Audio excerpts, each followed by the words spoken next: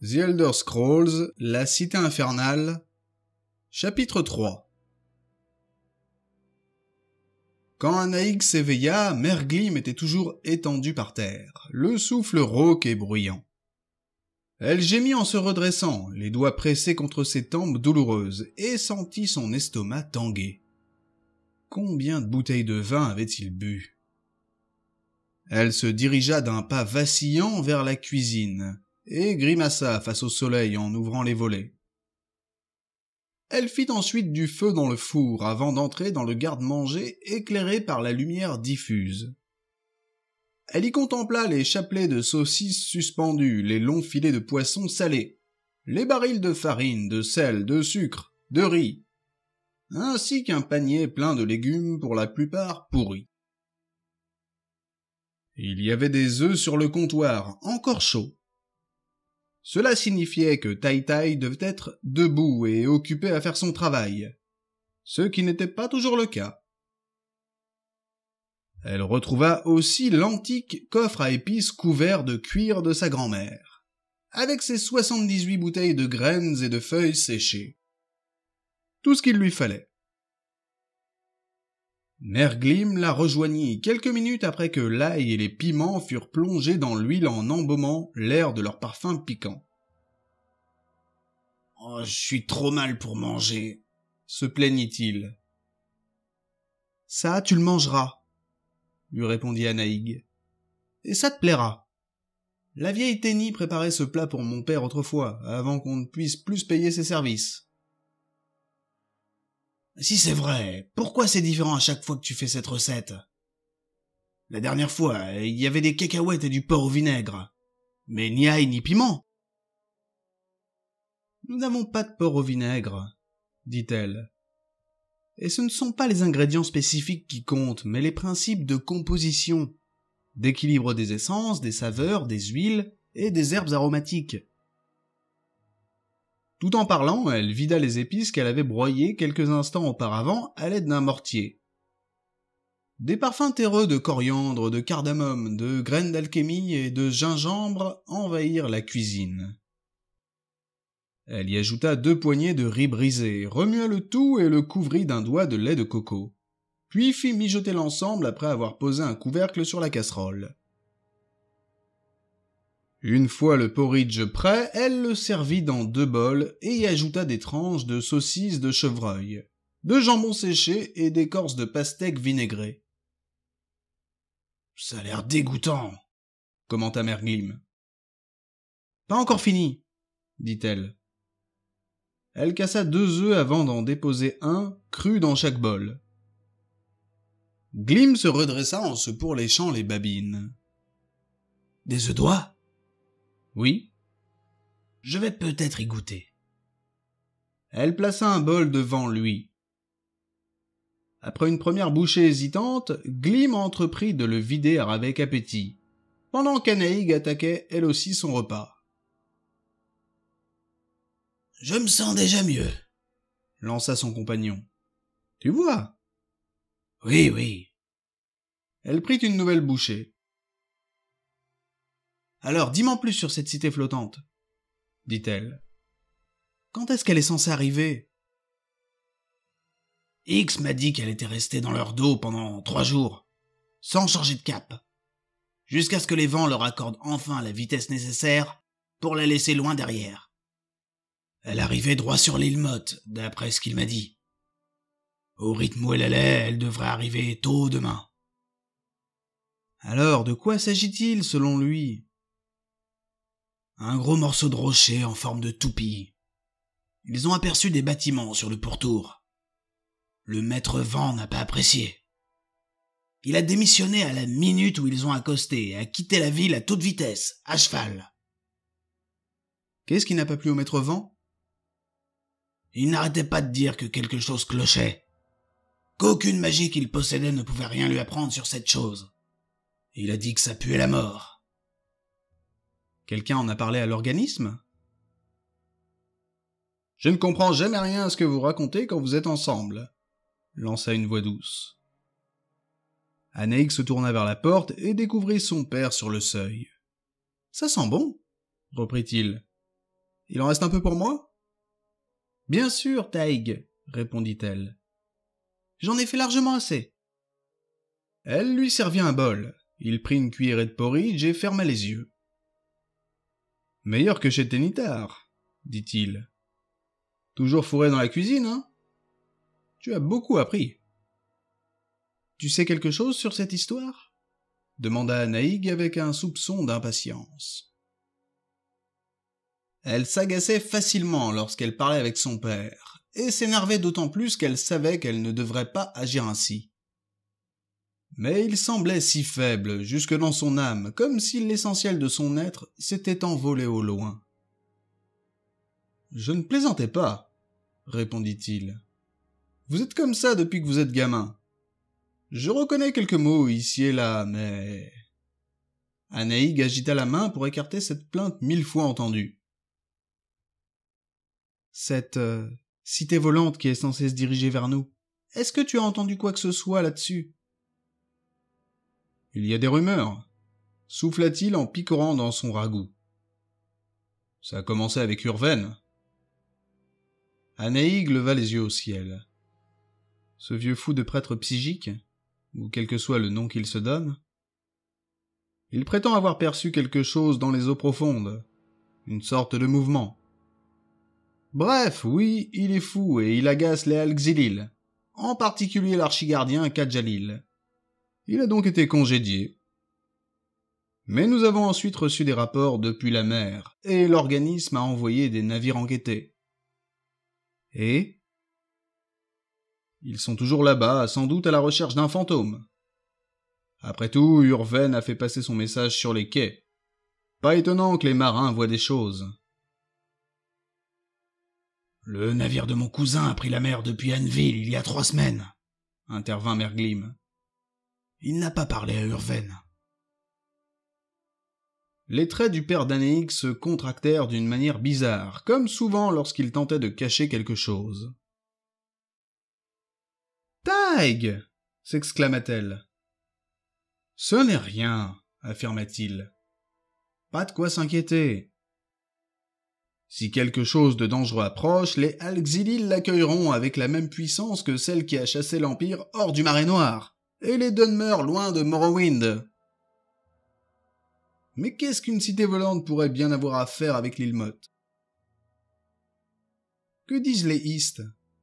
Demanda Anaïg.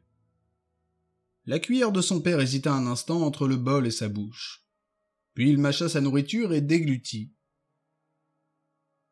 Taïg! L'arbre de la cité a dit qu'il n'y avait aucune raison de s'inquiéter.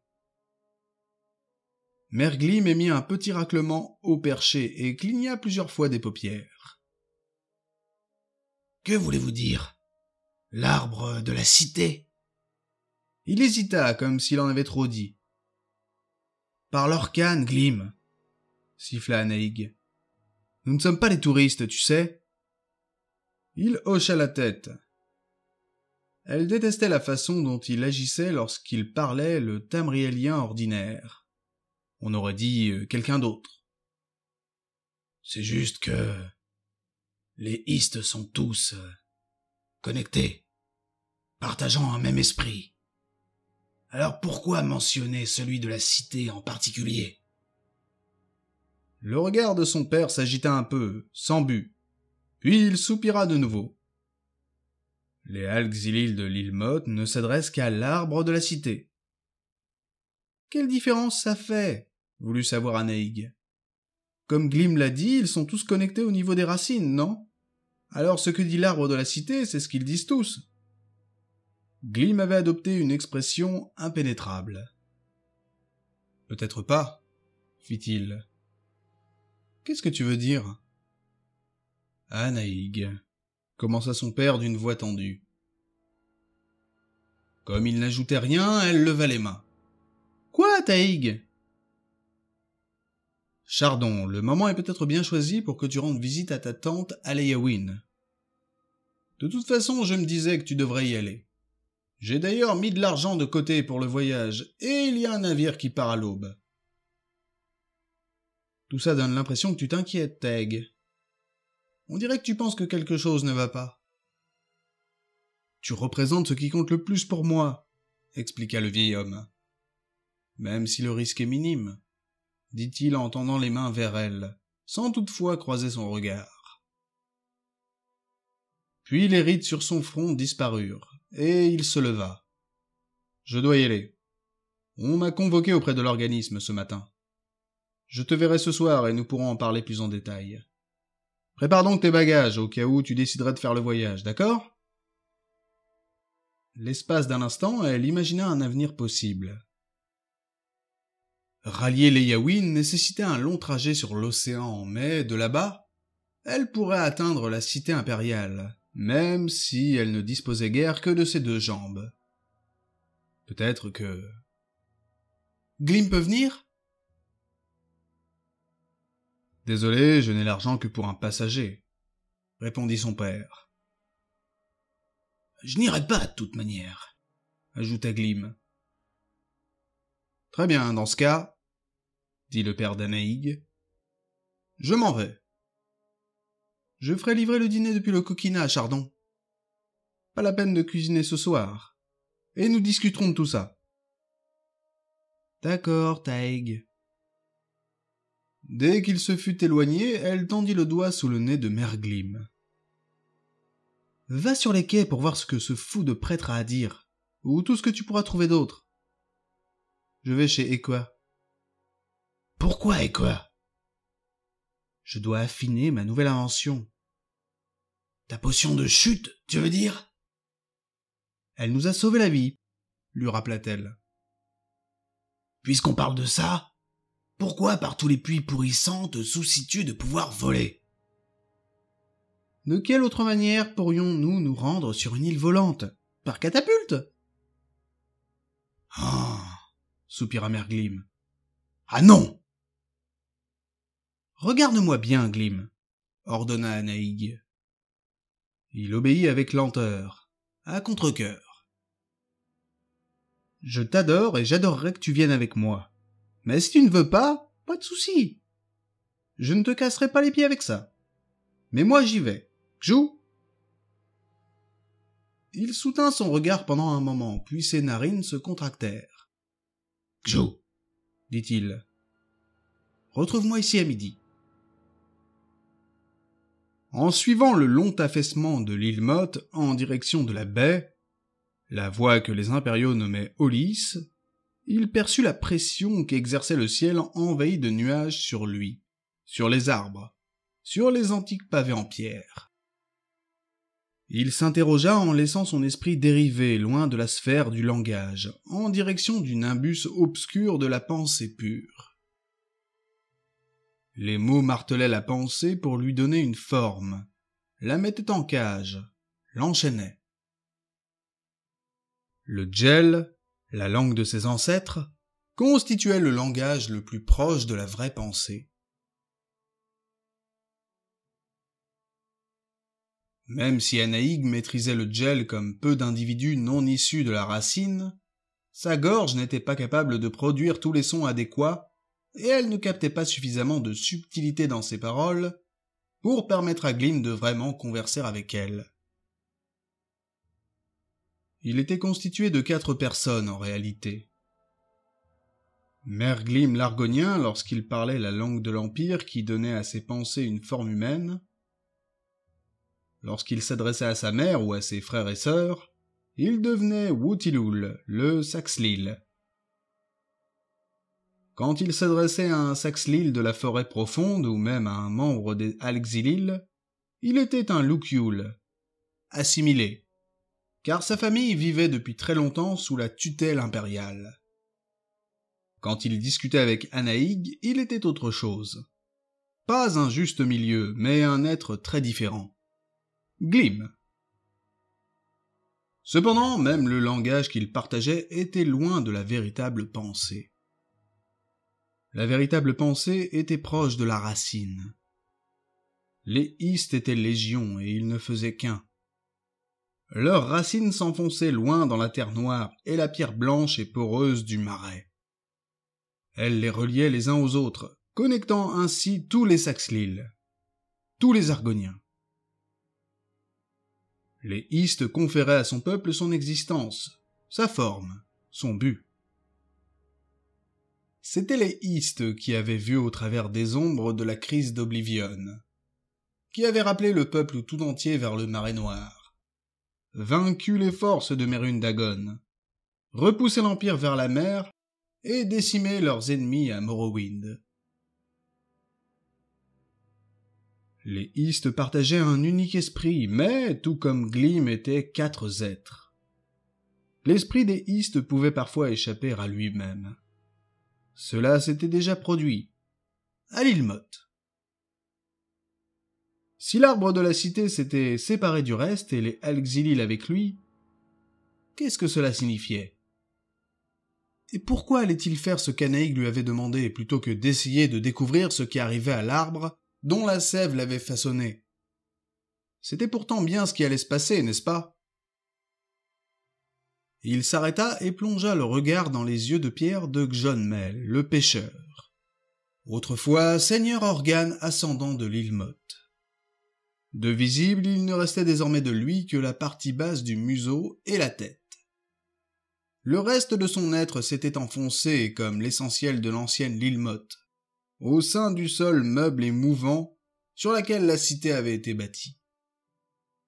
Pour quelqu'un capable de nager à travers la terre et la boue, il y avait moult versions de l'île Motte à découvrir sous les pieds palmés qui foulaient les rues actuelles.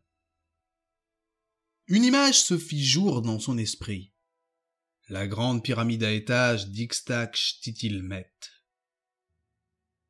Seule la chambre située au sommet était encore visible au-dessus de la vase. Mais les Alxilil l'avaient déterrée, salle par salle, en pompant l'eau vers l'extérieur et en employant la magie pour l'empêcher de revenir. Comme s'ils voulaient repartir en arrière et non aller de l'avant.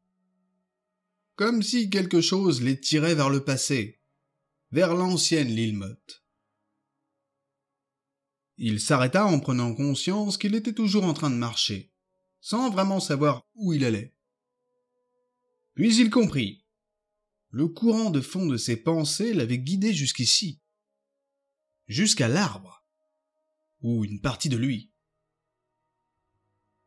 On disait que l'arbre de la cité avait 300 ans, et que ses racines et ses vrilles traversaient le plus gros de la l'île Motte inférieure.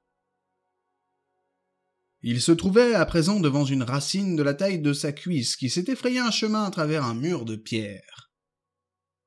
Autour de lui, le reste du monde était devenu flou, délavé. Mais lorsqu'il posa sa main palmée sur la surface rugueuse, les couleurs se firent plus nettes, plus contrastées. Il resta debout sur place, sans plus voir les entrepôts impériaux en ruine et pourrissants, mais plutôt une cité de monstrueuses zigguras et statues de pierre, érigées vers les cieux. Un lieu de gloire et de folie. Il sentit la ville trembler autour de lui, huma une odeur d'anis et de cannelle et entendit psalmodier dans les langues anciennes. Son cœur battait d'une manière étrange, tandis qu'il regardait les 2 lunes se hisser au travers de la nappe de brume et de fumée mêlée, qui dévalait les rues. Et les eaux jaillirent en dessous d'eux, autour d'eux, au-delà du ciel. Ses pensées se fondirent les unes dans les autres. Il n'aurait pas su dire combien de temps s'écoula avant que son esprit retourne à une forme de pensée complexe. Mais sa main était toujours sur la racine. Il la retira et fit un pas en arrière. Puis, après plusieurs profondes inspirations, il se mit à marcher et, dans la nuit épaisse autour de lui, les structures massives s'adoucirent, s'amincirent, et disparurent presque entièrement, jusqu'à ce qu'il soit de nouveau dans la l'île Motte où était né son corps. Presque entièrement. Mais il le ressentait à présent, l'appel que les Alxilil avaient perçu. Et il prenait conscience qu'une partie de lui en avait déjà connaissance. Il savait autre chose. L'arbre l'avait écartée de la vision avant qu'elle ne soit arrivée à son terme. C'était perturbant. Au bord de l'eau, les mouettes envahissaient les rues comme autant de rats. La plupart d'entre elles trop avides ou stupides pour s'écarter du passage, tandis qu'ils se frayaient un chemin au milieu des entrailles de poissons, des crabes écrasés, des méduses et des algues. À cet endroit, les bernacles grimpaient à mi-hauteur des bâtiments. Cette partie de la ville s'était enfoncée si bas qu'elle se trouvait largement inondée lors des grandes marées. Les docks proprement dits flottaient, reliant un long quai de pierre massif dont les fondations remontaient à la nuit des temps, et dont la couche de calcaire supérieure datait de l'année passée. Merglim emprunta la rampe centrale jusqu'au sommet du quai. L'endroit formait une ville à lui seul. Dans la mesure où les Alxili interdisaient l'accès de la cité à tous les étrangers non agréés, les marchés s'étaient tous entassés en ces lieux. Ici, un poissonnier soulevait un filet par la queue pour tenter de vendre le contenu de son unique baril rempli de poissons à la peau argentée. Là, une longue suite de stands décorés de la bannière des négociants coloviens proposait des colifichets en cuivre et en argent, des casseroles, des couteaux, du vin, du tissu. Merglim avait travaillé ici quelque temps. Un groupe de cousins du côté de sa mère avait lancé un commerce de teiloul, une liqueur à base de sucre de canne distillé. Au départ, ils vendaient la canne à sucre, mais dans la mesure où leur champ se trouvait à plus de 30 km de là, ils avaient trouvé plus facile de transporter quelques caisses de bouteilles plutôt que plusieurs charrettes de canne à sucre. Et bien plus profitable. Merglim savait où trouver Urven. En plein milieu de cette activité chaotique, au centre de la grande croix de pierre formant le front de mer. Le psychique n'était pas en train de brailler comme à son habitude. Il était simplement là, son regard se portant au-delà de la foule et des mâts colorés des navires, là où la baie rejoignait la mer. Sa peau couleur d'os semblait plus pâle que jamais, mais ses yeux argentés qui captèrent l'approche de Merglim étaient, eux, pleins de vie. « Tu veux savoir, n'est-ce pas ?» demanda-t-il.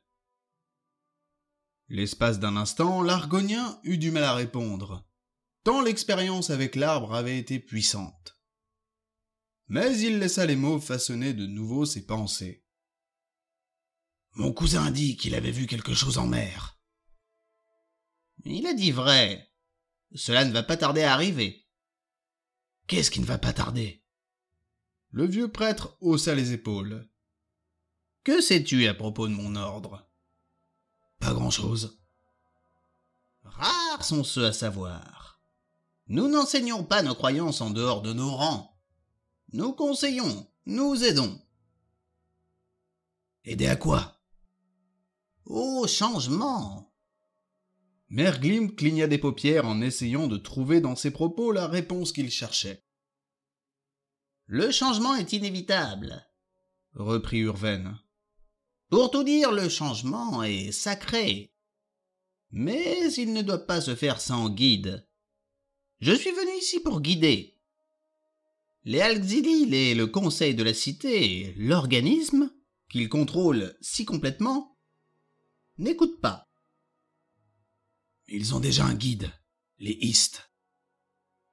Oui, et leur guide leur apporte un changement, mais d'un genre peu recommandable. Malheureusement, ils ne m'écoutent pas. À vrai dire, personne ici ne m'écoute. Toutefois, j'essaie. Chaque jour, je viens ici et je tente d'avoir un effet. « Quelle est cette chose qui arrive ?» insista Merglim. « As-tu entendu parler d'Arteum ?» demanda le vieil homme. « L'île d'où vous autres psychiques êtes issus, » répondit Glim. « Elle a autrefois été retirée du monde. Le savais-tu ?»« Non. » « De telles choses arrivent. » Le prêtre hocha la tête, plus pour lui-même que pour Merglim. « Quelque chose aurait-il été retiré du monde ?» s'enquit celui-ci. Urven répondit en baissant la voix. « Non. » un endroit a été arraché à un autre monde pour venir jusqu'ici. Que va-t-il se passer? Je l'ignore. Mais je crains que ce ne soit catastrophique. Pourquoi? C'est trop compliqué à expliquer, souffla le prêtre. Et même si tu comprenais mes explications, cela n'apporterait rien. Mundus, le monde, est une chose très délicate, vois-tu. Seules certaines règles l'empêchent de retourner vers ce qui existe sans exister. Je ne comprends pas. Le psychique agita les mains. Ces navires là-bas, pour naviguer et non couler, il faut que les voiles et les cordages les tiennent, les contrôlent. La tension doit être soigneusement mesurée. Il faut les ajuster si les vents changent. Si une tempête s'annonce, il faut même parfois rentrer les voiles. Il secoua la tête. Non, non. Je sens les cordages du monde et ils sont trop tendus à présent. Ils tirent dans les mauvaises directions. Et ce n'est jamais bon. C'est ce qui s'est produit durant les jours précédant l'embrasement des premiers feux du dragon. Tu es en train de parler d'Oblivion. Je croyais qu'on ne pouvait plus être envahi par Oblivion à présent. Je pensais que l'empereur Martin... Oui, oui, mais rien n'est aussi simple. Il y a toujours un défaut dans la cuirasse, vois-tu. Même s'il n'y a pas de cuirasse? Urven sourit mais ne répondit rien. Donc, cette cité volante vient d'Oblivion? Voulut savoir Merglim. Le prêtre secoua la tête si violemment que l'Argonien eut presque peur de la voir se décrocher. Non, non, non. Oui, je ne peux pas t'expliquer. Je ne peux... Va-t'en, va-t'en. Cette conversation avait donné le tournis à Merglim. Il n'avait pas besoin qu'on lui répète les choses, même si c'était ce qui venait de se passer. Il s'éloigna à la recherche de ses cousins et d'une bouteille de Tayloul. Anaïg pourrait bien attendre un peu.